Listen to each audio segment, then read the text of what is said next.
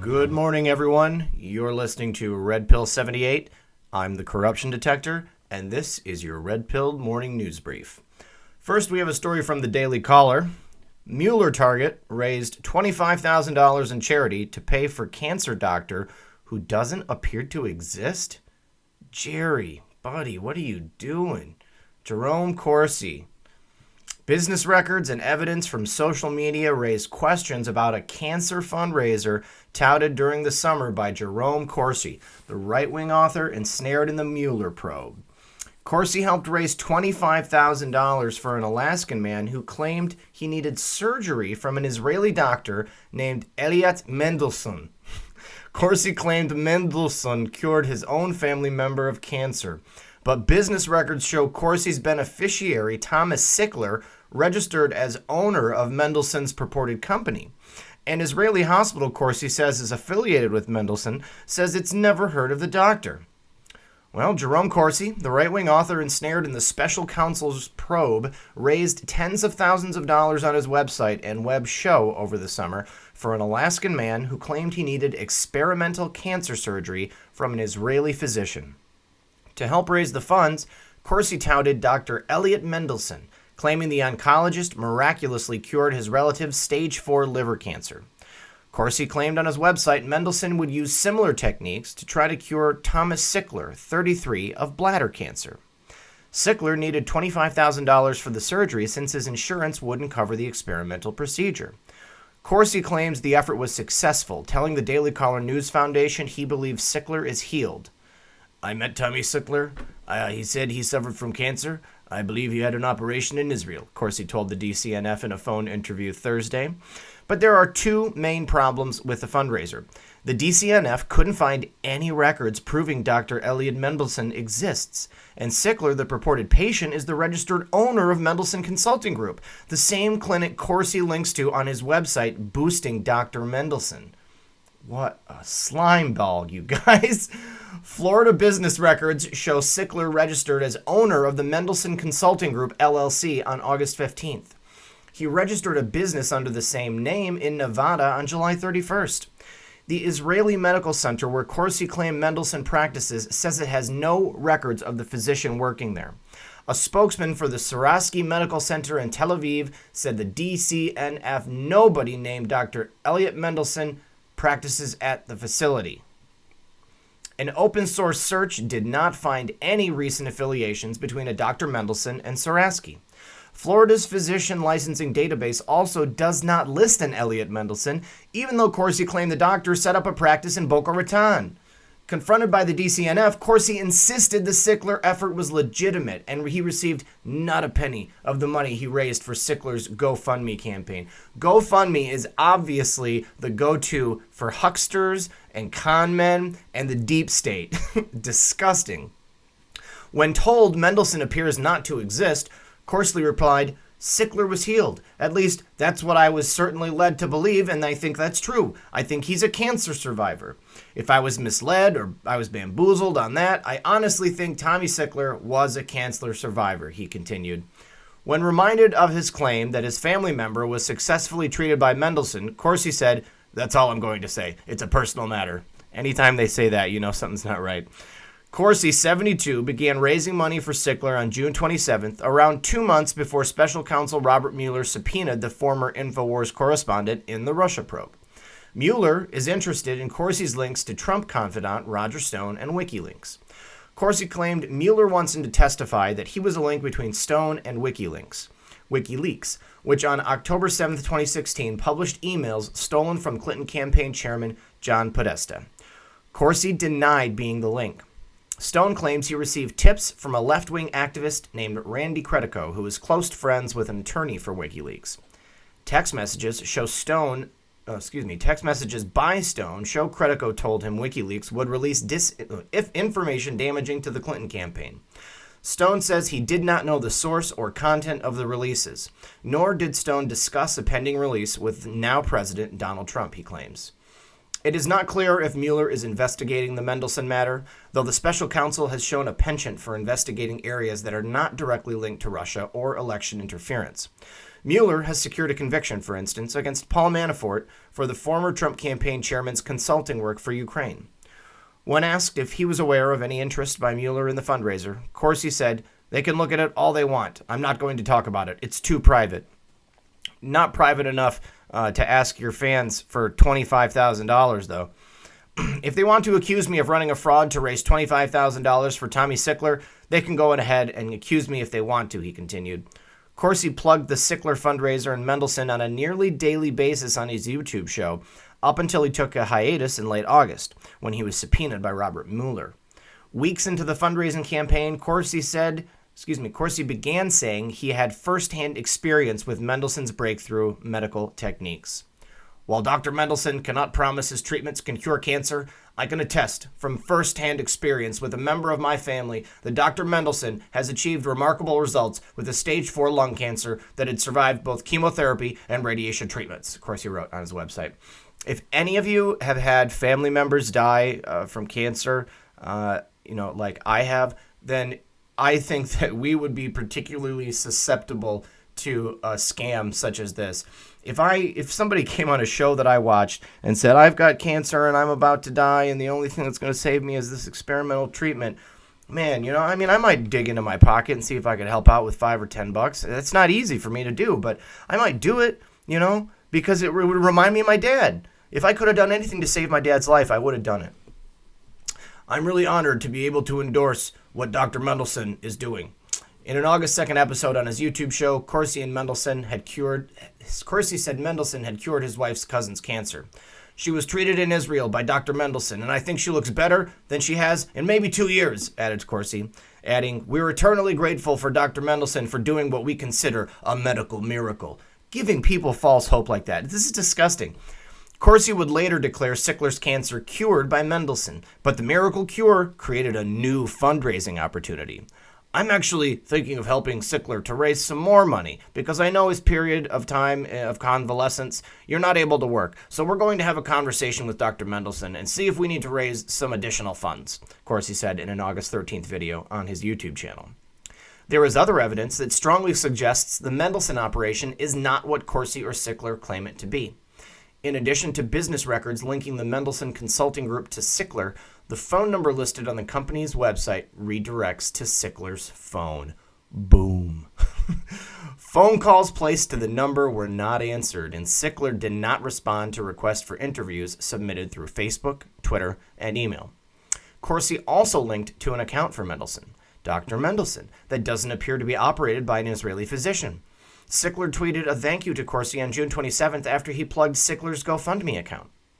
The Mendelsohn account has tweeted at Corsi and Sickler. Wow.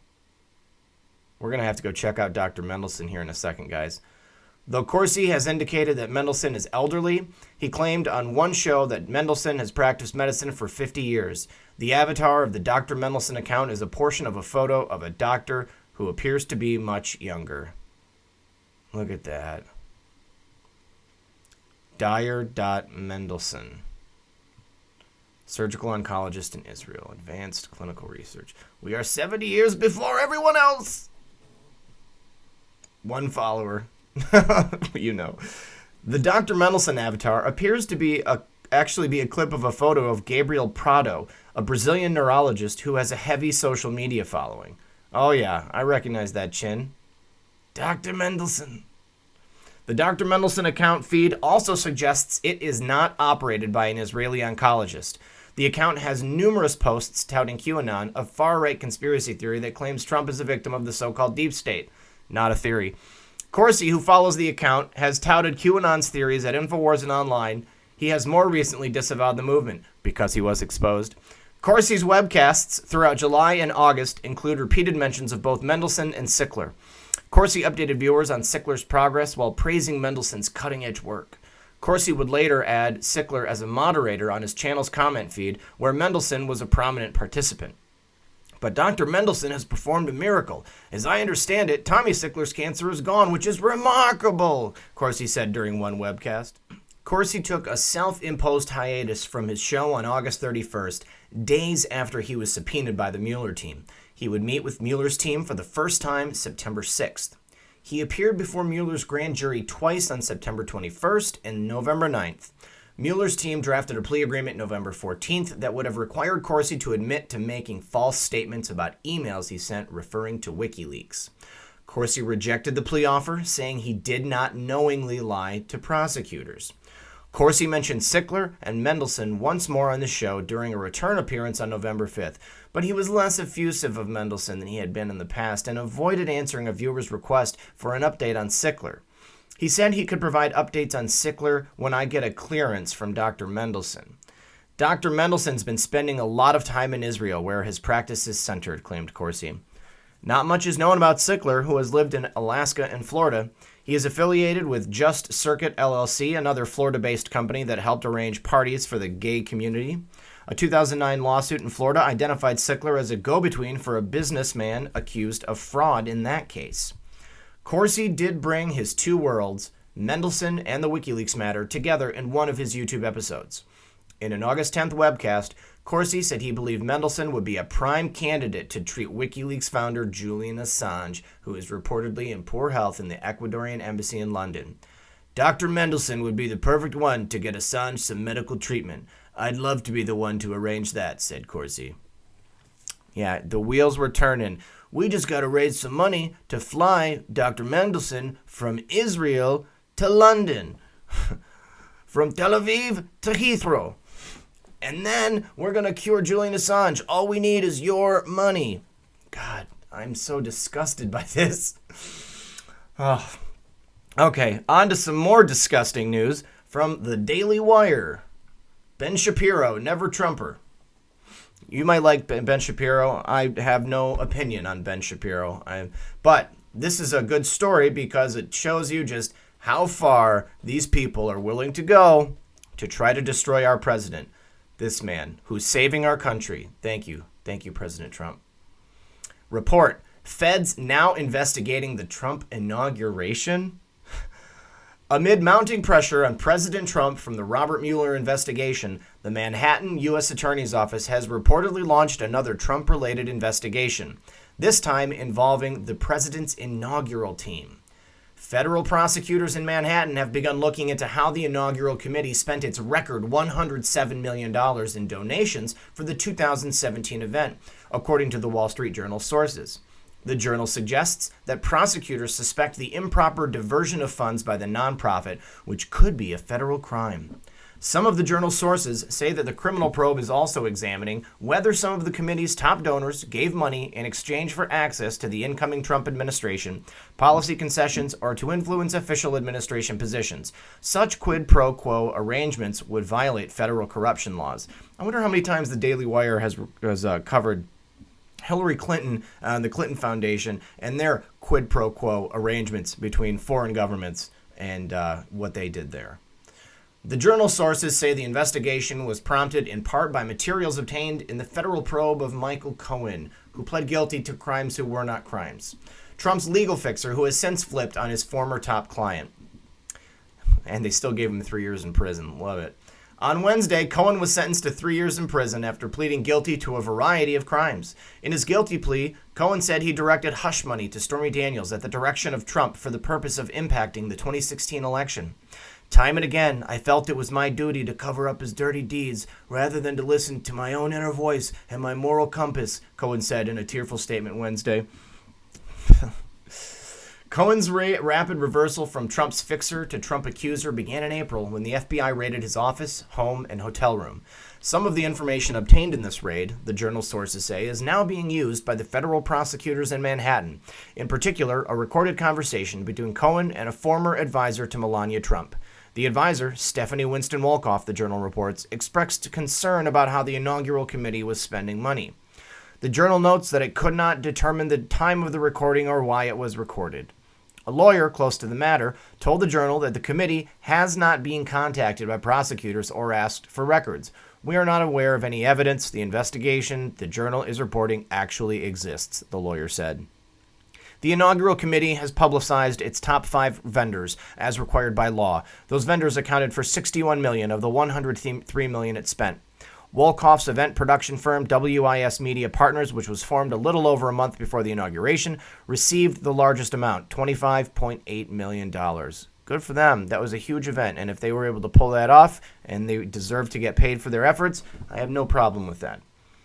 Richard Gates, who served as the committee's deputy chair, pleaded guilty in February for conspiracy charges connected to foreign political consulting work unrelated to the Trump campaign.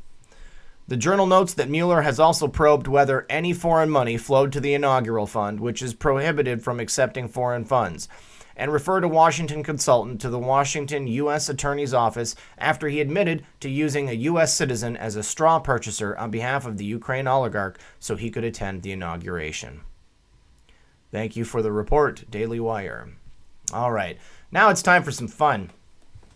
This is a great report from the Gateway Pundit. This is huge. Please pass this on. John Solomon says DIA holds document to exonerate General Flynn, but they refuse to release it. Oh, these people. Okay. Everybody knows General Flynn is innocent. This was a witch hunt, if it was anything. And here's a quote from John Solomon on Hannity's program. Let me say this about Mike Flynn. In May 2017, there was a document identified to a small number of people in the United States government. It's in the possession of the Defense Intelligence Agency. For 18 months, there's been an effort to resist declassifying that document. I know that the document contains extraordinary exculpatory information about General Flynn. I don't believe the president has ever been told about this document. One lawmaker discovered it, but he was thwarted by the Defense Intelligence Agency in his ability to disclose it. I think we all should ask for that declassification. Get that out. It may enlighten the judge. And especially now, you guys, we know like how cool Judge Sullivan is. He is seeking for the actual 302s so that he can check those out and probably get informed about the fact that those guys completely lied about everything they said, broke the law. They falsified 302s 7 months after the whole incident with General Flynn. And now they've had a document showing that General Flynn is innocent, an official government document. And they're not releasing it because they need General Flynn to flip, okay? They went after him first because they thought that he was their best shot at taking down the president. And they knew that he was a true patriot. And what he was doing was going to mess their game up. You heard him. Get that out. It may enlighten the judge. All right, you guys want to watch the video? Let's check that out. John, what it shows more than anything, this was week one. McCabe's actions, Strzok's actions, Comey's actions. Comey's admission on that tape, oh, we wouldn't do this in the Obama administration or the Bush administration. This is week one of the Trump administration. Shows me that it was set up from the get-go, day one. But I've been lucky to interview most FBI directors and former FBI directors. I have never in my life heard an FBI director talk the way that Director Comey did on Sunday night. It's not the language that FBI and law enforcement use. But let me say something else tonight about Mike Flynn. In May of 2017, there was a document identified to a small number of people in the United States government. It's in the possession of the Defense Intelligence Agency. For 18 months, there's been an effort to resist declassifying that document. I know that that document contains extraordinary exculpatory information about General Flynn. I don't believe the president has ever been told about the existence of this document. One lawmaker discovered it, but he was thwarted by the Defense Intelligence Agency in his ability to disclose it. I think we all should ask for that declassification. Get that out. It may enlighten the judge. It will certainly enlighten the American public. I think a 33-year vet deserves that. All right, we got to move on to some other issues. We can Yes, I'd say that General Flynn, a 33-year veteran of our United States military and, a veteran of our government, a true patriot, deserves that. General Flynn deserves to be exonerated. I don't want President Trump to just have to pardon him because that would leave a pall over his military service and his governmental service. because he'll always have that. General Flynn was convicted, but he was pardoned by President Trump. And then they're going to use that against Trump. Well, look at how dirty President Trump is. He's out pardoning people. Like, it's not like he was pardoning, or it's not like he's going to pardon a notorious tax cheat like Mark Rich, Bill Clinton. And lastly, we have one more fun one from the Daily Caller. This is from yesterday. Trump shares old videos of Schumer, Hillary, and Obama supporting what? Border security. President Trump used old clips of Democrat leaders sharing their past and somewhat surprising ideas about immigration in a recent video released in favor of border security. The Democrats are absolute hypocrites. All along, they've been supporting walls, Trump began in the video, speaking from the White House Rose Garden. The video then cuts to clips of Democratic leaders Hillary Clinton, Barack Obama, and Chucky Schumer talking tough on immigration. Ooh. Illegal immigration is wrong, plain and simple, Schumer said. Hillary Clinton's video clip shows her bragging about voting in favor of funding a barrier to try and prevent illegal immigrants from coming in. Obama's clip shows the then senator saying, "We simply cannot allow people to pour into the United States undetected, undocumented, unchecked." Trump continued his narrative after the clips, saying, they only don't want to build the wall because of me.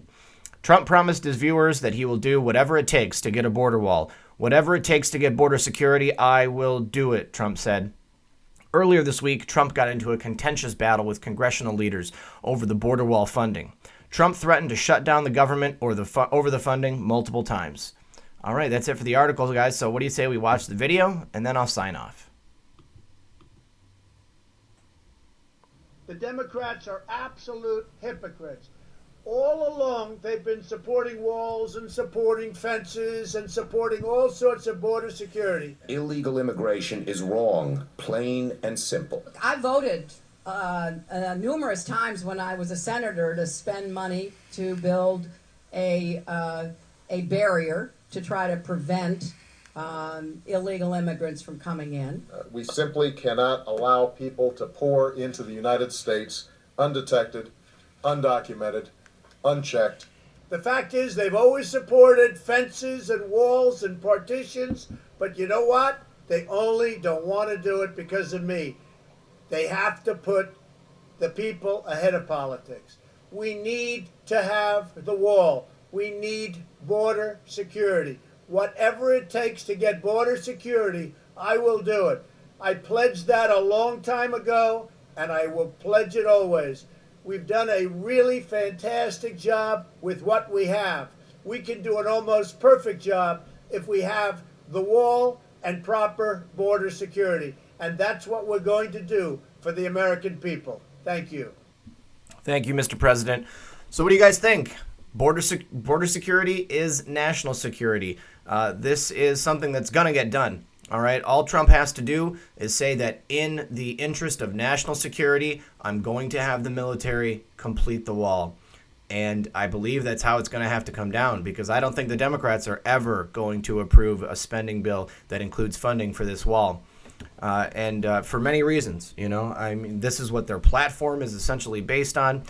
They want all these illegals coming here because they know that it means more Democratic votes. So with that, I'm going to sign off, guys. Thank you so much for tuning in. Please like, share, and subscribe. And good luck and God bless.